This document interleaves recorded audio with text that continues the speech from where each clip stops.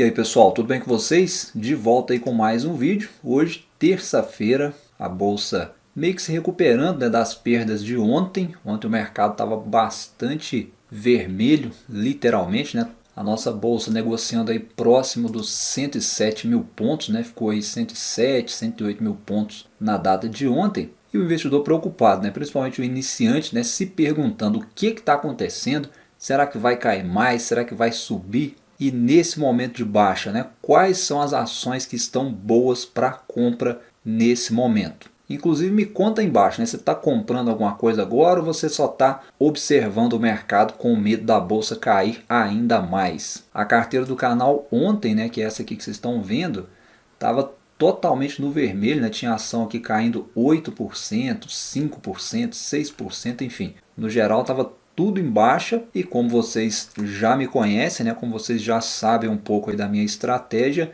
eu aproveitei para comprar mais, para reforçar algumas posições, mas independente, né, de quem comprou, de quem vendeu, fato é que o mercado está preocupado, o mercado está com medo do que pode acontecer daqui para frente. Então antes da gente ver o que está bom para a gente comprar, o que eu comprei, vamos entender um pouquinho do que está acontecendo, né? São várias notícias vindo principalmente da China, né, que vem assustando aí o mercado em relação a Evergrande.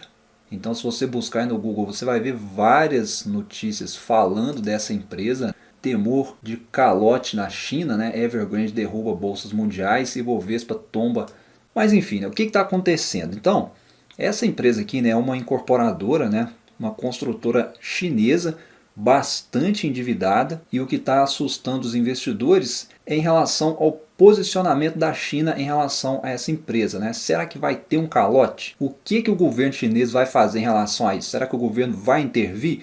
É isso que o mercado tem se perguntado e é aí que estão as dúvidas, tá? O governo chinês tem regulamentado vários setores por lá. Se acontecer um calote aí dessa empresa, isso é péssimo para a economia, né? Porque é uma empresa de relevância importante no PIB da China, e como é uma questão muito ligada aí diretamente, né? Diretamente ligada aí à infraestrutura, ao setor imobiliário, ao minério de ferro, que a gente tem visto aí despencar nos últimos dias, e é por isso que o mundo todo está sendo afetado e existe o medo da retração econômica mundial. Então esse movimento de queda que a gente tem observado aí na última semana nada mais é do que o investidor esperando talvez uma posição do governo chinês em relação a essa questão que a gente acabou de falar, e com isso muito investidor se perguntando, né, será que é crise? Talvez ainda é cedo para falar que é crise, acho que não é crise, né? Pelo menos ainda não é. É uma desaceleração que está acontecendo, né? Que pode continuar acontecendo, mas a China provavelmente não vai parar de crescer. Se ela cresceu em meio à pandemia, né? Que era talvez o pior momento,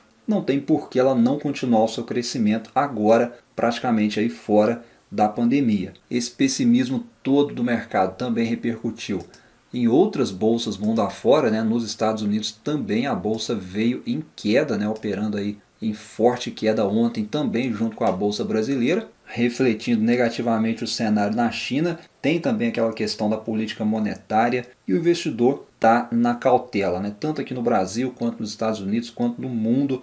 O investidor está realmente meio cismado com o que pode acontecer daqui para frente em relação a todas essas questões. E de outro lado, né, aqui no Brasil, né, a gente sabe que as coisas funcionam um pouco diferentes. A nossa economia é uma economia emergente e mais fraca, né, digamos assim. Então a percepção de risco aumenta bastante. E aí entram outras questões que vão muito além da China, né? Por exemplo, o risco fiscal, teto de gastos. O governo tem sido uma preocupação dos investidores em relação ao Brasil, e ainda tem a crise hídrica, tem inflação, ano que vem tem eleição, enfim. A Bolsa Brasileira é um caso à parte, a Bolsa Brasileira é cheia de emoções e é por isso que existem oportunidades. Então o primeiro ponto aqui é não se desesperar, é entender o que você está fazendo, é entender o mercado que você está trabalhando. E eu particularmente aproveitei a oportunidade, aproveitei a baixa que a gente viu ontem, né? Foi uma queda expressiva, aproveitei para aumentar algumas posições que eu considero estratégicas na minha carteira. Eu vou mostrar para vocês aqui agora quais são as posições que eu aumentei. Lembrando que não é nenhuma recomendação, os investimentos que eu faço aqui são com base no meu perfil de investidor e com base na minha tolerância a riscos. Mas vamos lá, né? Ontem então eu fiz aportes em Taesa, aportei aí mais um pouquinho aqui na Taesa, né? Estou agora com 350 ações da empresa. Qual que é a minha visão aqui no aporte em Taesa? Com essa iminência de crise hídrica, eu acredito que as transmissoras, né, vão ser uma espécie aí de porto mais seguro, né, possivelmente para o investidor. É provável que as geradoras vão sofrer mais por causa dessa questão hídrica, né? A gente tem que ficar ligado nos próximos resultados trimestrais das geradoras. Possivelmente a gente deve ver algum impacto aí no resultado, coisa que não acontece com as transmissoras. Então eu aumentei a minha posição em Taesa com essa mentalidade, com foco no longo prazo, visando dividendos. E em relação a Taesa, então eu vejo aí como oportuno, uma vez que ela não tem o risco aí das geradoras e das distribuidoras. Além de Taesa, né, eu segui investindo também no e-commerce, voltei a aportar em Via Varejo.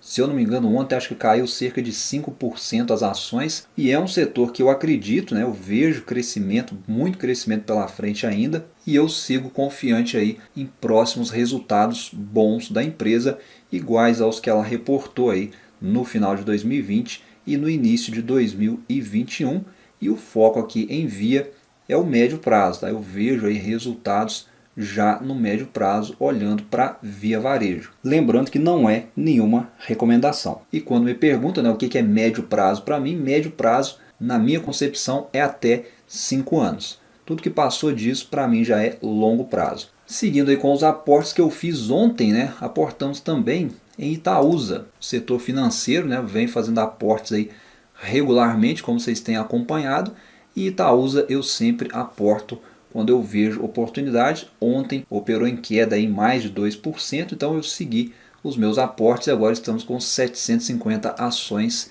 de Itaúsa na carteira, focando aí no longuíssimo prazo com Itaúsa. Outro aporte mais focado em estratégia que eu fiz ontem foi PetroRio. Ontem caiu bastante, né? Se eu não me engano, PetroRio caiu cerca de 8%, então não consegui segurar, tive que aportar. A minha posição em PetroRio é bastante pequena, né? Então vi como oportunidade para aumentar a posição. Já falamos sobre ela aqui no canal, né? Uma empresa que tem metas audaciosas aí já para o médio prazo e, no meu entendimento, um risco-retorno interessante. E voltando no setor financeiro, né? Voltei a fazer um aportezinho também no BTG Pactual. Tinha muito tempo que eu não aportava e comprei mais um pouquinho ontem também. Seguimos aí com 250 ações do BTG Pactual, né?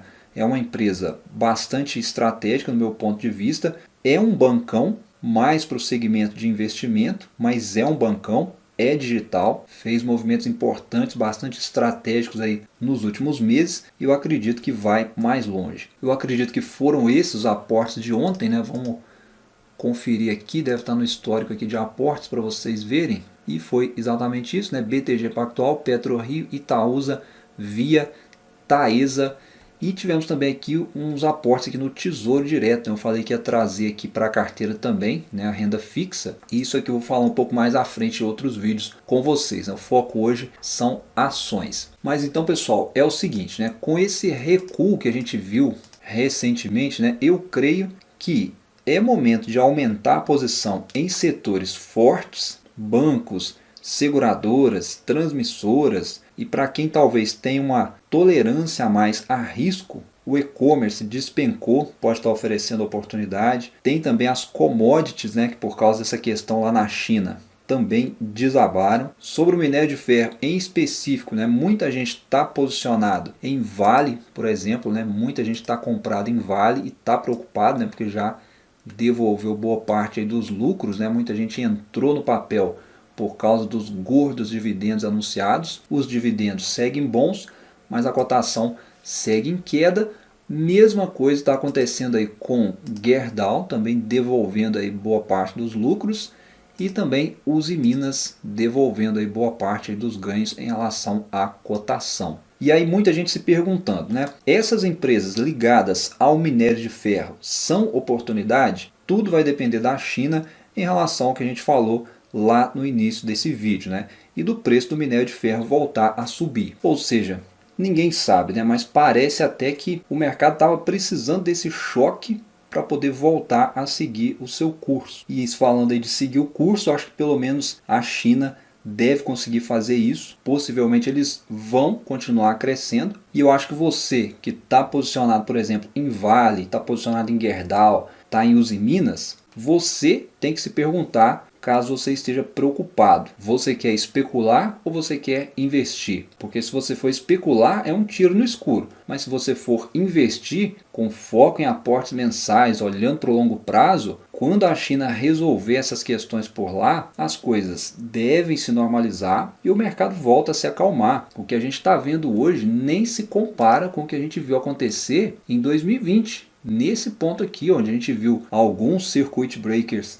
seguidos e a bolsa caindo aí 30%, 40% em poucos dias. Então eu acho que a gente deve manter a calma, como sempre, né?